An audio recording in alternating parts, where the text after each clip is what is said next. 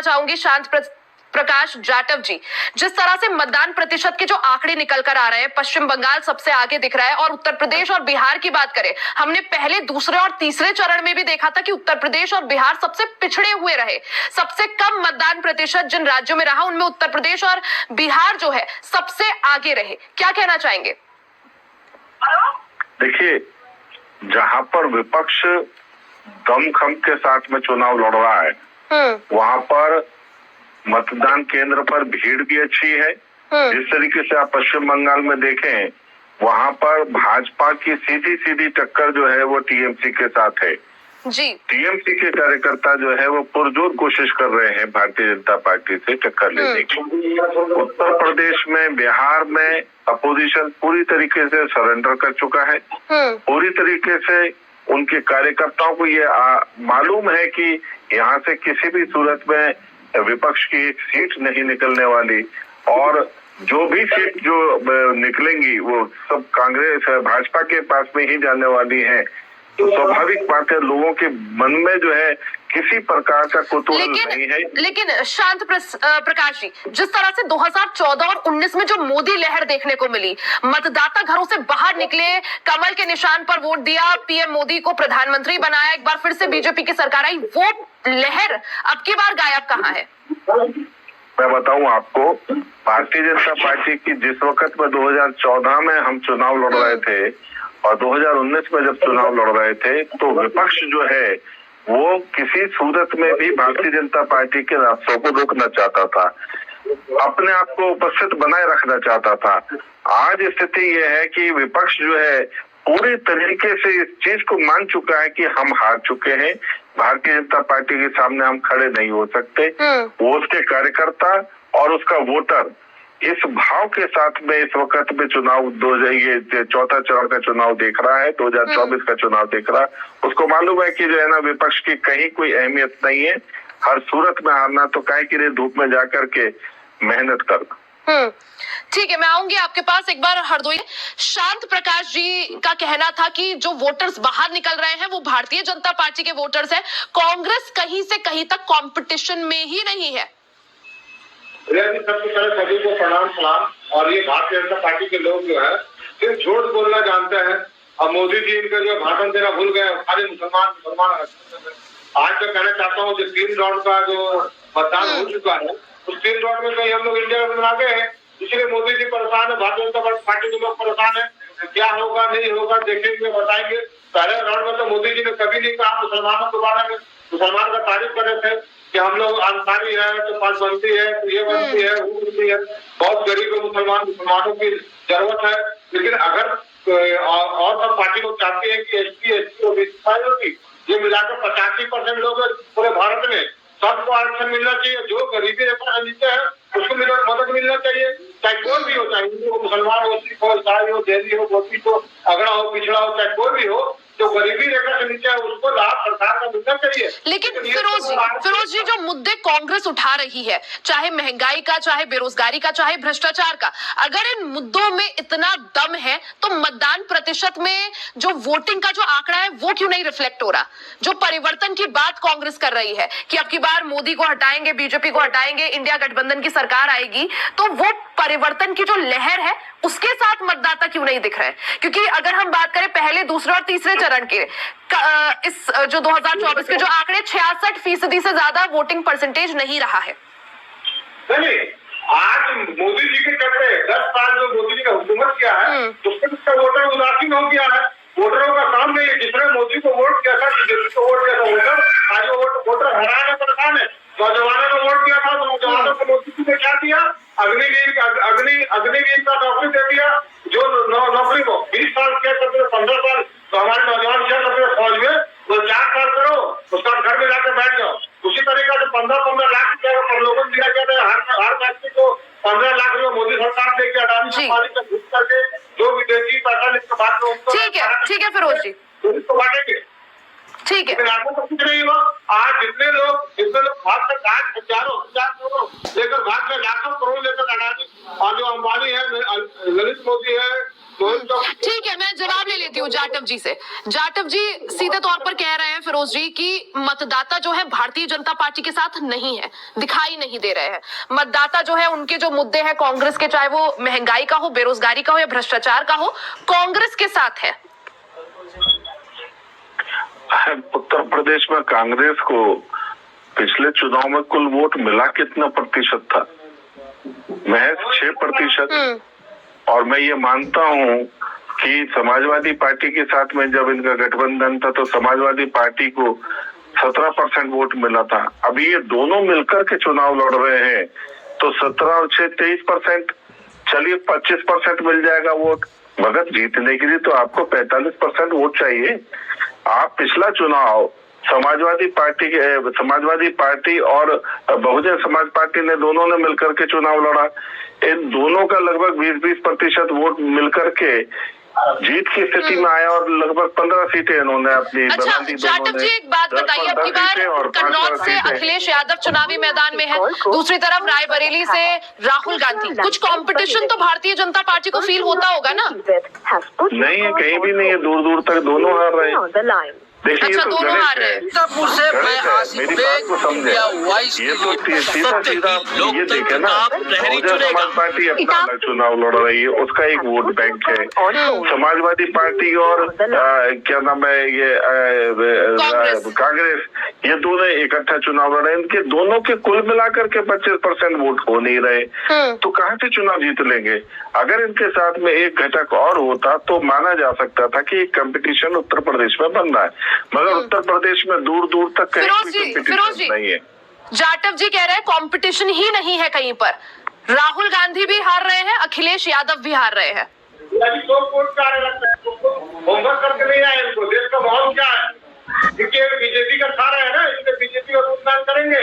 मोदी के घर पे हम रख के पूरा सब लोग, और सच्चाई का सामना कीजिए आप लोग। मोदी जी ने क्या 15 लाख रुपया दिया, 2 करोड़ रोजगार दिया नौजवानों को, और जिसने मोहित चौकसी और विजय माल्या जितने लोग पैसा देकर भाग गए, उनका पैसा जीत कर बनाए, काला धन बाहर बनाएंगे, गरीब को बांटेंगे, सब वादा करा दिया। आज पूरा देश का वोटर बीजेपी के खिलाफ है, एनडीए के खिलाफ है, और इंडिया गठबंधन कांग्रेस के पक्ष में वोट डाल रहा है। 3 चरण का मतदान होने के बाद हम लोग 3 से आगे हैं, इनको बताना चाहता हूँ। आज बीजेपी जी ने, आज मोदी जी ने जो है पहला चरण, दूसरा चरण मुसलमानों का नाम नहीं लिया, दूसरा चरण के बाद सीधा बोलते हैं कि बताइए इतना बेवकूफ थोड़ी है मेरा भारत का। जी, मैं जवाब ले लेती हूँ। जाटव जी, क्या पहले चरण के चुनाव के बाद और दूसरे चरण के चुनाव, ठीक है फिरोज जी, मैं जवाब ले लेती हूँ। जाटव जी जवाब दीजिए, जिस तरह से पहले चरण के चुनाव के बाद क्या प्रधानमंत्री नरेंद्र मोदी या भारतीय जनता पार्टी ये बात समझ गई कि माहौल जो है वो बीजेपी के पक्ष में नहीं है, इसलिए जो मुद्दे हैं वो बदले गए? मुसलमानों पर या मंगलसूत्र का जो मुद्दा उठाया गया, फिर आरक्षण का मुद्दा उठाया गया। देखिए, हम अपना चुनाव पूरी तरीके से अपने मैनिफेस्टो पर लड़ रहे हैं। हमने जो पीछे काम किए उसके आधार पर लड़ रहे हैं। हमने जनता को जो दिया 100% दिया, उसके कारण से लड़ रहे हैं। मैं तमाम मुस्लिम बस्तियों में चुनाव के दौरान गया तो वहाँ की बहनें एक बात कहती हुई दिखाई दी कि हमारे पास में जो सिलेंडर है, ये सिलेंडर पहले नहीं था, पहले हमें 3 किलो का सिलेंडर नहीं। आप लोग अपने मुद्दों पर कहाँ लड़ रहे हैं सर? 370 और राम मंदिर का मुद्दा उठाया जा रहा है, लेकिन आप लोग तो कांग्रेस के मैनिफेस्टो पर लड़ रहे हैं ना। कांग्रेस ने आरक्षण की बात कर दी और कांग्रेस जो है आरक्षण छीन लेगी, कांग्रेस जो है मुसलमानों को आरक्षण दे देगी, या फिर आप लोगों का जो है संपत्ति का एनालिसिस कराया जाएगा, फिर उसका बंटवारा होगा। आप अपने मुद्दों पर कहाँ लड़ रहे हैं? फिरोज जी जवाब दीजिए। हम अपने मुद्दों पे तो चुनाव लड़ ही रहे हैं, साथ ही साथ कांग्रेस ने जो अपने मैनिफेस्टो में जो प्रावधान किए, हम उसको जनता के सामने उजागर कर रहे हैं। हम वहाँ पर दिखा रहे हैं कि किस तरीके से ये संपत्ति को